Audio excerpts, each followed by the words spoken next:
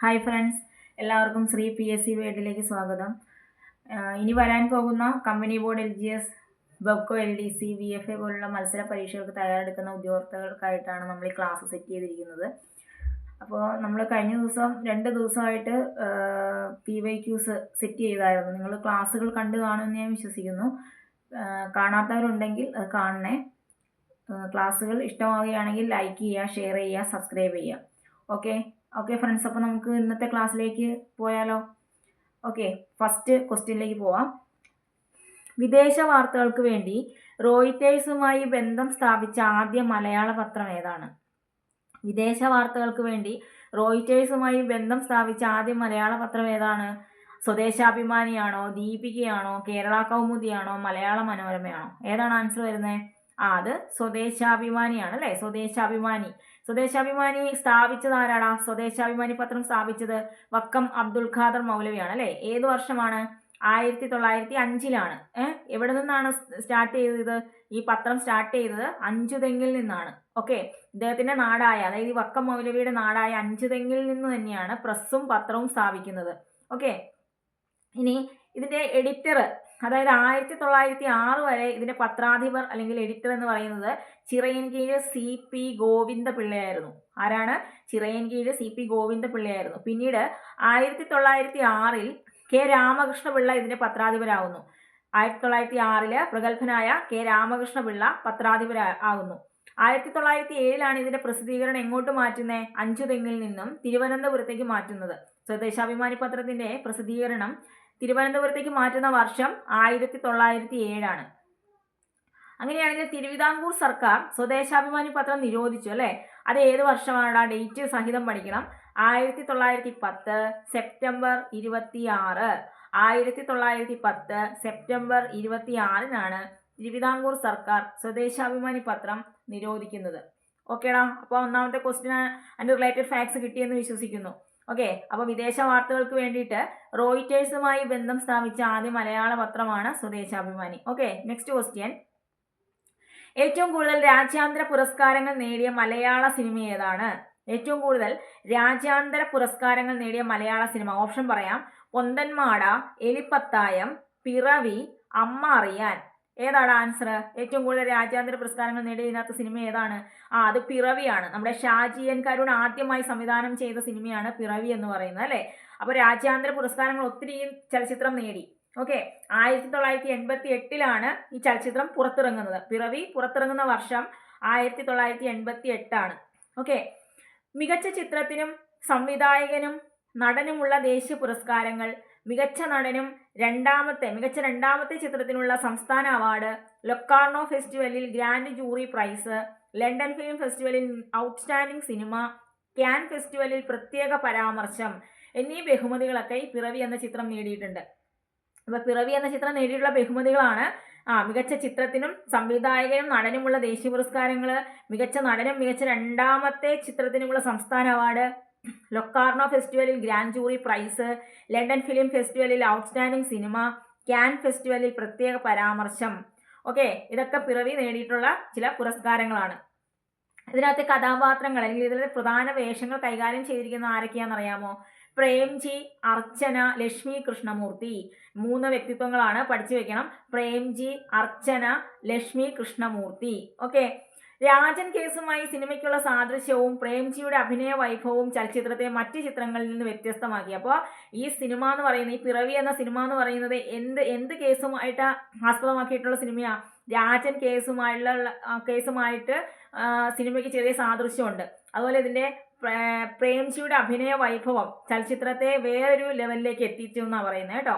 Okay, അപ്പോൾ അത് ഓർക്കുക. ഏറ്റവും കൂടുതൽ രാജ്യാന്തര പുരസ്കാരങ്ങൾ നേടിയ മലയാള സിനിമയാണ് ഷാജി എൻ കരുൺ സംവിധാനം ചെയ്ത പിറവി. അടുത്ത ക്വസ്റ്റ്യനിലേക്ക് പോവാട്ടാ. ഓക്കെ അല്ലേ എല്ലാവർക്കും? അടുത്ത ക്വസ്റ്റ്യൻ.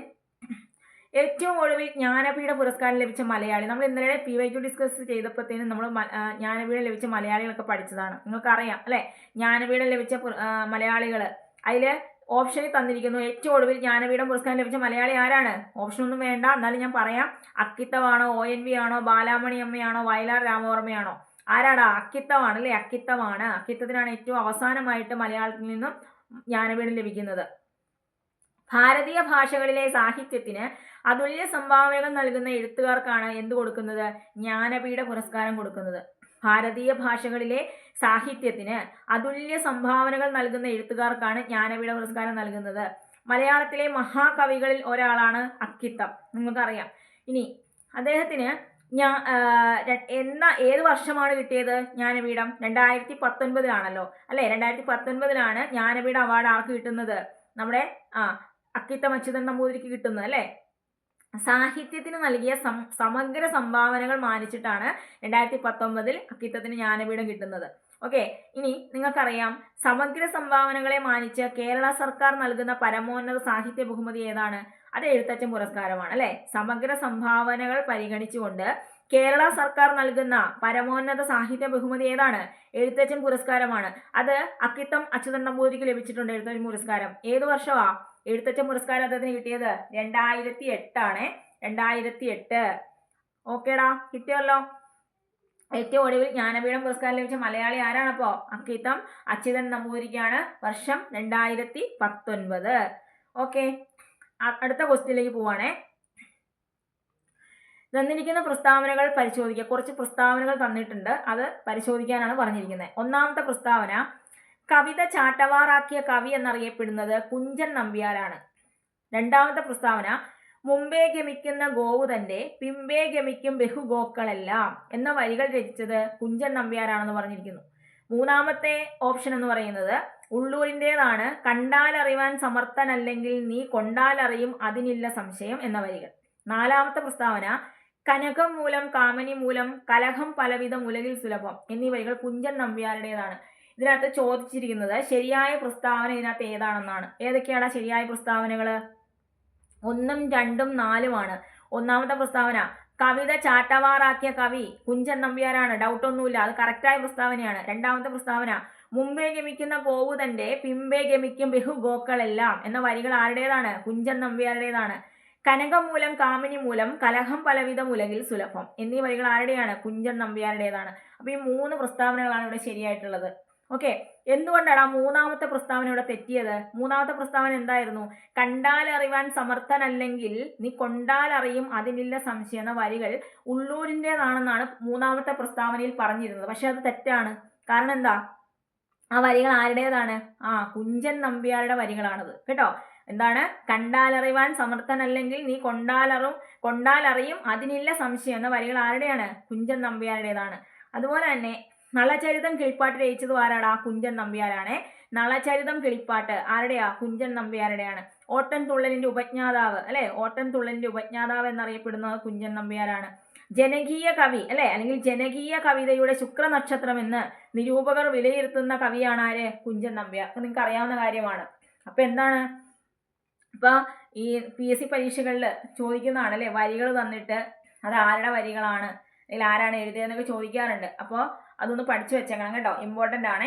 അടുത്ത ക്വസ്റ്റ്യനിലേക്ക് പോകാം നമുക്ക്. വീണപ്പൂവ് രചിക്കാൻ കുമാരനാശാന് പ്രചോദനം നൽകിയ കൃതി എന്ന നിലയിൽ നിരൂപകൻ പരിഗണിക്കുന്ന കൃതി ഏതാണ്? വീണപ്പൂവ് രചിക്കാൻ കുമാരനാശാന് പ്രചോദനം നൽകിയ കൃതി എന്ന നിലയിൽ നിരൂപകൻ പരിഗണിക്കുന്ന കൃതി. ഓപ്ഷൻ പറയാം. പ്രസൂന ചരമം, നളിനി, മനസ്വിനി, പറക്കം. ഏതാണ് ആൻസർ വരുന്നത്? ഏതാണ് ആൻസർ? പ്രസൂന ചരമമാണ്. ഓപ്ഷൻ എ ആണ് ആൻസർ. എന്താണ് ചോദ്യം? വീണപ്പൂവ് രചിക്കാൻ കുമാരനാശാന് പ്രചോദനം നൽകിയ കൃതി എന്ന നിലയിൽ നിരൂപകൻ പരിഗണിക്കുന്ന കൃതി ഏതാണ്? പ്രസൂന ചരമമാണ്.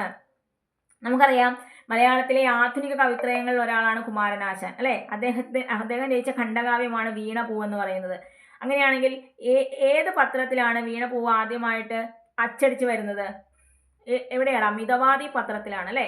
1907 ഡിസംബറിൽ മിതവാദി പത്രത്തിലാണ് രചന ആദ്യമായി പ്രസിദ്ധീകരിച്ചത്. തുടർന്ന് അക്കാലത്തെ ഏറ്റവും പ്രധാനപ്പെട്ട സാഹിത്യ മാസികയായിരുന്നു ഭാഷാപോഷിണി. ഈ ഭാഷാപോഷിണിയിലും ആ കാവ്യം പ്രസിദ്ധീകരിച്ചിട്ടുണ്ട്, അതായത് വീണപ്പൂവ് പ്രസിദ്ധീകരിച്ചിട്ടുണ്ട്. എന്നാൽ ഇത് അറിഞ്ഞിരിക്കേണ്ടത്, വീണപ്പൂവ് ആദ്യമായിട്ട് പ്രസിദ്ധീകരിച്ചത് മിതവാദി പത്രത്തിലാണ്. പിന്നീട് തുടർന്ന് അക്കാലത്തെ ഏറ്റവും പ്രധാനപ്പെട്ട സാഹിത്യ മാസികയായ ഭാഷാപോഷിണിയിലും പ്രസിദ്ധീകരിച്ചിട്ടുണ്ടെന്നൊന്ന് ഓർത്തു വെച്ചേക്കുക. ഓക്കെ, മലയാള കാവ്യാന്തരീക്ഷത്തിൽ തികച്ചും നൂതനമായൊരു അനുഭവമായിരുന്നു നമ്മുടെ വീണപ്പൂവ് എന്ന് പറയുന്നത്. വീണപ്പൂവ് എന്ന ഖണ്ഡകാവ്യത്തിൽ എന്താ പറയുന്നത്? ഒരു പൂവിൻ്റെ ജനനം മുതൽ മരണം വരെയുള്ള അതീവ സൂക്ഷ്മങ്ങളായ ഘട്ടങ്ങളെ മനുഷ്യ ജീവിതത്തിന്റെ നൈമിഷികതയുമായി ബന്ധിപ്പിച്ചുകൊണ്ട് 41 ശ്ലോകങ്ങളിലൂടെ കുമാരനാശാൻ ചിത്രീകരിച്ചിരിക്കുന്നു. അപ്പോൾ കുമാരനാശാൻ വീണപൂവ് എന്ന ആ ഒരു ഖണ്ഡകാവ്യത്തിലൂടെ എന്താണ് കാണിച്ചു തരുന്നത്? ഒരു പൂവിന്റെ ജനനം മുതൽ മരണം വരെയുള്ള അതിസൂക്ഷ്മങ്ങളായ ഘട്ടങ്ങളെ മനുഷ്യ ജീവിതത്തിന്റെ നൈമിഷികതയുമായി ബന്ധിപ്പിച്ചുകൊണ്ട് 41 ശ്ലോകങ്ങളിലൂടെയാണ് അദ്ദേഹം ചിത്രീകരിച്ചിരിക്കുന്നത്. ഓക്കെ അല്ലേടാ, കിട്ടിയോ? അങ്ങനെയാണെങ്കിൽ വീണപൂവിന്റെ പ്രസിദ്ധീകരണത്തോടുകൂടെ ലഭിച്ച അംഗീകാരം കുമാരനാശാനിലെ കവിക്ക് കൂടുതൽ പ്രചോദനമേകി. വീണപൂവ് എന്ന ഖണ്ഡകാവ്യത്തിലൂടെയാണ് ശ്രദ്ധേയനായ കവി എന്ന നിലയിൽ കുമാരനാശാൻ അംഗീകരിക്കപ്പെടുന്നത്. ഓക്കെ, ഇനി വീണപൂവിനെ തുടർന്ന് അദ്ദേഹം രചിച്ച ഒരു ഇതാണ് തീയക്കുട്ടിയുടെ വിചാരം എന്ന് പറയുന്നത്. തീയക്കുട്ടിയുടെ വിചാരം അപ്പോൾ ആരുടെയാണ്? കുമാരനാശാന്റെയാണ്. അദ്ദേഹത്തിന്റെ സാമൂഹിക അവബോധത്തിന്റെ ദൃഷ്ടാന്തമായി ഇതിനെ കണക്കാക്കാം നമുക്ക്. ഓക്കേടാ, അപ്പോൾ കിട്ടിയെന്ന് വിശ്വസിക്കുന്നു. വീണപൂവ് രചിക്കാൻ കുമാരനാശാന് പ്രചോദനം നൽകിയ കൃതി എന്ന നിലയിൽ നിരൂപകൻ പരിഗണിക്കുന്നത് പ്രസൂന ചരമത്തെയാണ് കേട്ടോ. അപ്പോൾ നെക്സ്റ്റ് ക്വസ്റ്റ്യനിലേക്ക് പോകാം. ആശാൻ കവിതകളുമായി ബന്ധപ്പെട്ടവ പരിശോധിച്ച് ശരിയായ ഉത്തരം തിരഞ്ഞെടുക്കുക. ആശാൻ കവിതകളുമായി ബന്ധപ്പെട്ടവ പരിശോധിച്ച് ശരിയായ ഉത്തരം തിരഞ്ഞെടുക്കുക. ഒന്നാമത്തെ ഓപ്ഷൻ സ്തോത്രകൃതികൾ എന്ന് പറഞ്ഞിരിക്കുന്നു. ഓക്കെ, രണ്ടാമത്തെ ഓപ്ഷൻ കാൽപ്പനികത എന്ന് പറഞ്ഞിരിക്കുന്നു. മൂന്നാമത്തത് പിങ്കള എന്ന് പറഞ്ഞിരിക്കുന്നു. 4 ഖണ്ഡകാവ്യങ്ങൾ. ചോദ്യം എന്തായിരുന്നു? ആശാൻ കവിതകളുമായി ബന്ധപ്പെട്ടവ ഇതിനകത്ത് ഏതാണെന്ന് പറയണം. ഏതാണ് ആൻസർ വരുന്നത്? 1, 2, 4 ആണ് അല്ലേ? സ്തോത്രകൃതികളും കാൽപ്പനികത, ഖണ്ഡകാവ്യങ്ങൾ, ഇത് 3ഉമാണ് ആശാൻ കവിതകളുമായിട്ട് ബന്ധമുള്ളത്. അങ്ങനെയാണെങ്കിൽ പറഞ്ഞേ പിങ്കള അല്ലേ, ഓപ്ഷനിലുണ്ടായിരുന്നു. അതുപോലെ തന്നെ കർണഭൂഷണം, ചിത്രശാല, ദീപാവലി, ഇതൊക്കെ ആരുടെ ഖണ്ഡകാവ്യങ്ങളാണ്? ആരുടെയാണ്? ഉള്ളൂരിന്റെ ഖണ്ഡകാവ്യങ്ങളാണ്. ഏതൊക്കെയാണ്? പിങ്കള, കർണഭൂഷണം, ചിത്രശാല, ദീപാവലി. മലയാള കവിതയുടെ കാൽപ്പനിക വസന്തത്തിന് തുടക്കം കുറിച്ച കവിയാണ് ആര്? നമ്മുടെ കുമാരനാശാൻ. എന്താണ്? മലയാള കവിതയുടെ കാൽപ്പനിക വസന്തത്തിന് തുടക്കം കുറിച്ച കവി ആരാണ്? കുമാരനാശാനാണ്. ആശാന്റെ കൃതികൾ കേരളീയ സാമൂഹിക ജീവിതത്തിൽ പരിവർത്തനങ്ങൾ വരുത്താൻ സഹായകമായിട്ടുണ്ട്. പിന്നെ അദ്ദേഹത്തിന്റെ പ്രധാനപ്പെട്ട ഖണ്ഡകാവ്യങ്ങൾ ഏതൊക്കെയാണെന്നറിയോ? ഒരു സിംഹപ്രസവം, കരുണ, ചണ്ടാലഭിഷുകി, ചിന്താവിഷ്ടയായ സീത, നളിനി, ലീല, വീണപൂവ്, പ്രരോദനം, ഗ്രാമവൃക്ഷത്തിലെ കുയിൽ, ഇതൊക്കെ കുമാരനാശാന്റെ പ്രധാനപ്പെട്ട ഖണ്ഡകാവ്യങ്ങളാണ്. ഒന്നുകൂടെ പറയാം. ഒരു സിംഹപ്രസവം, കരുണ, ചണ്ടാലഭിഷുകി, ചിന്താവിഷ്ടയായ സീത, നളിനി, ലീല, വീണപൂവ്, പ്രരോദനം, ഗ്രാമവൃക്ഷത്തിലെ കുയിലൊക്കെ അദ്ദേഹത്തിന്റെ ഖണ്ഡകാവ്യങ്ങളാണ്. ഇനി അദ്ദേഹത്തിന്റെ സ്തോത്രകൃതികളും ഉണ്ട്. അത് ഏതാന്ന് പറയട്ടെ? നിജാനന്ദ വിലാസം, നിജാനന്ദ അനുഭൂതി, പിന്നെ ഏതാ? ഭക്തവിലാപം, സുബ്രഹ്മണ്യ ശതകം, ശിവസ്തോത്രമാല, ശാംകര ശതകം, ശിവസുരഭി, ആനന്ദലഹരി, അതുപോലെ അനുഗ്രഹ പരമദശകം, കാമിനി ഗർഹണം, വിഭൂതി, പരമപഞ്ചകം, ഇതൊക്കെ അദ്ദേഹത്തിന്റെ സ്തോത്രകൃതികളാണ്. നിങ്ങളൊന്ന് ഓർത്ത് വെച്ചേക്കുക. ഓക്കെ, അപ്പോൾ നമുക്ക് ഒരു ക്വസ്റ്റ്യൻ കൂടെ പറഞ്ഞിട്ട് നമുക്ക് നിർത്താം കേട്ടോ. ഒത്തിരി ആയാൽ നിങ്ങൾക്കും ബോറടി ആയിരിക്കും. ഓക്കെ, ലാസ്റ്റ് ക്വസ്റ്റ്യനിലേക്ക് പോവാണേ. തന്നിരിക്കുന്നതിൽ മലയാള സിനിമയിലെ ആദ്യ സൂപ്പർ സ്റ്റാർ, മലയാള സിനിമയിലെ ആദ്യ നായിക എന്നീ പദവികൾ ആർക്കൊക്കെയാണ്? എന്താണ് തന്നിരിക്കുന്നതിൽ? മലയാള സിനിമയിലെ ആദ്യ സൂപ്പർ സ്റ്റാർ, മലയാള സിനിമയിലെ ആദ്യ നായിക എന്നീ പദവികൾ ആർക്കൊക്കെയാണ്? ഓപ്ഷൻ എ പറഞ്ഞിരിക്കുന്നു പ്രേം നസീർ, പി കെ റോസി. പിന്നെ പറഞ്ഞിരിക്കുന്നു സത്യൻ, പി കെ റോസി. പിന്നെ തിക്കുറിശി സുകുമാരൻ നായർ, പി കെ റോസി. പി ജെ ആന്റണി, പി കെ റോസി. ഇതിൽ ഏത് ഓപ്ഷനാണ് വരുന്നത്? 4 ഓപ്ഷൻ തന്നിട്ടുണ്ട്. മൂന്നാമത്തെ ഓപ്ഷനാണ് ഇവിടെ ശരി അല്ലേ? മലയാള സിനിമയിലെ ആദ്യ സൂപ്പർ സ്റ്റാർ തിക്കുറിശിയും, അതുപോലെ മലയാള സിനിമയിലെ ആദ്യ നായിക എന്നറിയപ്പെടുന്നത് പി കെ റോസിയുമാണ്. ഓക്കെ, അങ്ങനെയാണെങ്കിൽ മലയാള സിനിമയിലെ ആദ്യ നായിക എന്നറിയപ്പെടുന്നത് പി കെ റോസിയാണ് അല്ലെ? വിഗതകുമാരനിലെ പി കെ റോസിയാണ് മലയാള സിനിമയിലെ ആദ്യ നായിക. അതുപോലെ തന്നെ പത്മശ്രീ നേടുന്ന ആദ്യ മലയാള നടനാണ് തിക്കുറിശി സുകുമാരൻ നായർ. നമുക്കറിയാം എടാ, മലയാളത്തിലെ ആദ്യത്തെ ബോക്സ് ഓഫീസ് ഹിറ്റ് സിനിമയാണ് ജീവിത നൗക അല്ലെ? ഈ ജീവിത നൗകയിലെ നായകനായിരുന്നു തിക്കുറിശി. ഈ തിക്കുറിശിക്കാണ് പത്മശ്രീ അവാർഡ് ആദ്യമായിട്ട് ലഭിക്കുന്നത് കേട്ടോ. ഒരു മലയാള നടന് പത്മശ്രീ കിട്ടുന്ന ആദ്യം ആർക്കാണെന്ന് ചോദിച്ചാൽ അത് ആദ്യമായിട്ട് കിട്ടുന്നത് തിക്കുറിശിക്കാണ്. ദേശീയ ചലച്ചിത്ര പുരസ്കാരം ലഭിച്ച ആദ്യ മലയാള നടൻ പി ജെ ആന്റണിയാണ്. അറിയാലോ, ഏതാ സിനിമ? നിർമ്മാല്യം എന്ന സിനിമയിലെ അഭിനയത്തിന് അല്ലെ? ദേശീയ ചലച്ചിത്ര പുരസ്കാരം ലഭിച്ച ആദ്യ മലയാള നടനാണ് P J Antony. P J ആന്റണിക്ക് ദേശീയ പുരസ്കാരം നേടിക്കൊടുത്തത് നിർമ്മാല്യം എന്ന സിനിമയിലെ അഭിനയത്തിനാണ്. മലയാള സിനിമയിൽ ആദ്യമായി മികച്ച നടിക്കുള്ള ദേശീയ പുരസ്കാരം ലഭിച്ച ആദ്യ ചലച്ചിത്ര നടി ആരാണ്? മലയാള സിനിമയിൽ ആദ്യമായി മികച്ച നടിക്കുള്ള ദേശീയ പുരസ്കാരം ലഭിച്ച ആദ്യ ചലച്ചിത്ര നടിയാണ് ശാരദ ഓർത്തു വെച്ചേക്കണേ. അപ്പോൾ തൽക്കാലം ഞാൻ ഇന്നത്തെ ക്ലാസ് വൈൻഡപ്പ് ചെയ്യുകയാണേ. കൂടുതൽ ക്ലാസ്സുകളുമായിട്ട് നമുക്ക് നാളെ വീണ്ടും കാണാം.